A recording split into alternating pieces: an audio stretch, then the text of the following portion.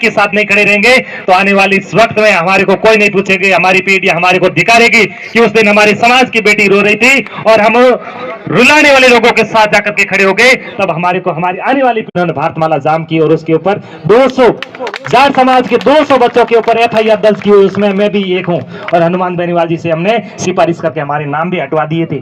इतनी ताकत रखता है हमारा नेता कि हमारे को फंसने नहीं देगा कभी भी। हमारे रामदान जी चौधरी परिवार का मेरे ऊपर बहुत बड़ा उपकार है। उन्होंने खाना बना करके मुझे पढ़ाया और मैं पढ़ लिख करके आज राजस्थान के मंत्री पद पर हूं। ऐसे कई मंत्री बनाए, आईएएस बनाए, सांगाराम चौधरी जो डीजीपी बने, बहुत सारे ऐसे नाम है, आईएएस बने, आईपीएस बने। और उस व्यक्ति के महान व्यक्तित्व को आज अगर हम भूल जाएंगे और उस परिवार की कोई बेटी वार हो रही है और हम उसके साथ न्याय के साथ नहीं खड़े रहेंगे तो आने वाले इस वक्त में हमारे को कोई नहीं पूछेगी, हमारी पीढ़ी हमारे को धिकारेगी कि उस दिन हमारे समाज की बेटी रो रही थी और हम रुलाने वाले लोगों के साथ जाकर के खड़े हो गए। तब हमारे को हमारी आने वाली पीढ़ी धिकारेगी। इस चीज का आपको ध्यान में रखते हुए आपको 25 तारीख को आपको मतदान करना है। मैं बात थोड़ी सा और भी बढ़ाना चाहूंगा कि 2008 के अंदर गंगाराम जी चुनाव लड़ना चाहते थे और भारतीय जनता पार्टी के उस समय कौन थे, जिला अध्यक्ष आदूराम जी, और उसने गंगाराम जी को टिकट नहीं दिलाने का काम किया। 2013 में चुनाव वो प्रियंका जी चौधरी टिकट लेकर के आए और वापस उन्हें हराने के लिए मधु रेखा चौधरी को, प्रियंका चौधरी को हराने के लिए मेवाराम जी के इशारे पर खड़ा किया और उसे हराया। 2018 में प्रियंका चौधरी का पुनः टिकट काटा और उन्हें टिकट नहीं दिया। अब की बार 5 साल तक मेहनत करवाई कि प्रियंका जी 5 गाड़ी चाहिए, आज अमित शाह जी आ रहे हैं। आज 10 बसें चाहिए, आज जयपुर जाना है।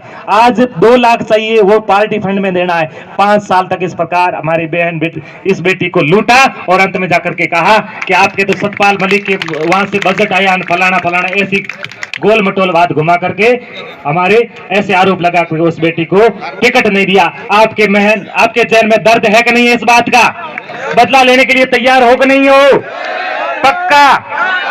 तो मैं ज्यादा नहीं कहना चाहूंगा और 2 चीजें बताऊंगा। राजाराम भादू आपके चौटन के क्षेत्र के 5 नंबर वार्ड से मेरे सामने, मैं भी वहां जिला परिषद का चुनाव लड़ा था और मेरे सामने चुनाव लड़े थे, 4600 वोट लाया था मैं उस समय। लेकिन वादा किया था आदूराम जी ने कि मैं आपको जिला प्रमुख बनाऊंगा और लास्ट समय किसको टिकट दी था, जिला प्रमुख का टिकट किसको दिया था, इस चीज का भी आपको ख्याल रखना है।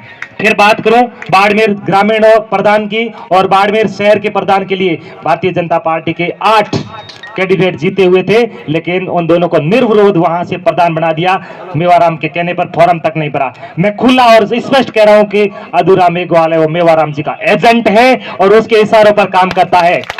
कभी हमारे समाज का भला चाहने वाला नहीं है, कभी दलित पीड़ित वंचित शोषित का भला चाहने वाला नहीं है। हमने शहीद मूलाराम के स्मारक बनाने के लिए धरना दिया, 30-35 दिन तक हमने सड़कों पर प्रयास किया, कोशिश की और अंतिम दिन वह हम सबको बुलाया कि आज हम बड़ा प्रदर्शन करेंगे। और मैं मंच संचालन कर रहा था, मैंने युवाओं से अपील की कि हम अनुशासन रूप से इस मंच के ऊपर बैठे रहेंगे, लेकिन वहां आदूराम जी ने आकर के आप रोड जाम कर लीजिए। उन्होंने ये कहा पहले कि रोड जाम कीजिए और थोड़ी देर में उन्होंने एफआईआर दर्ज करवाई और सरकारी गवाह बन गए कि मैंने बच्चों को समझाने की कोशिश की, पूरा प्रयास किया, मेरी बात नहीं मानी और उन्होंने भारतमाला जाम की और उसके ऊपर 200 जाट समाज के 200 बच्चों के ऊपर एफआईआर दर्ज की हुई, उसमें मैं भी एक हूं। और हनुमान बेनीवाल जी से हमने सिफारिश करके हमारे नाम भी हटवा दिए थे।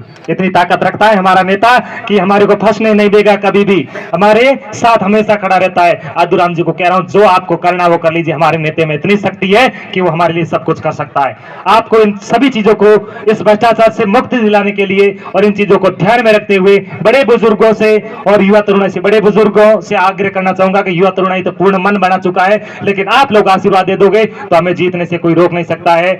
ये चीज आपको ध्यान रखना है। सभी आपके जितने भी मिलने वाले हैं, आप एक बार झोली फैला लीजिए उस हनुमान बेनीवाल के लिए जो समाज के लिए लड़ता है, जो दलित के लिए लड़ता है, जो गरीब के लिए लड़ता है। आपको ये काम करना होगा। मैं आपका बेटा हूं, आपने जितना नमक खाया उतना आटा भी मैंने नहीं खाया, लेकिन मैं आप सबके सामने हाथ जोड़कर विनम्र अपील करता हूं उस शख्सियत के लिए जिन्होंने हमेशा आप और हम सभी का मान सम्मान बनाने के लिए वो अपने लिए नहीं, अपनी नींद त्याग दी, अपना परिवार को खो दिया, लेकिन हमारे लिए लड़ रहा है। उस व्यक्ति को संबल देना है तो तरुणराज जी कागा को 25 तारीख को मत देकर के विजय बनाना है, अधिक से अधिक वोटों से जिताए, ऐसी मैं आपसे आशा और अपेक्षा करता हूं।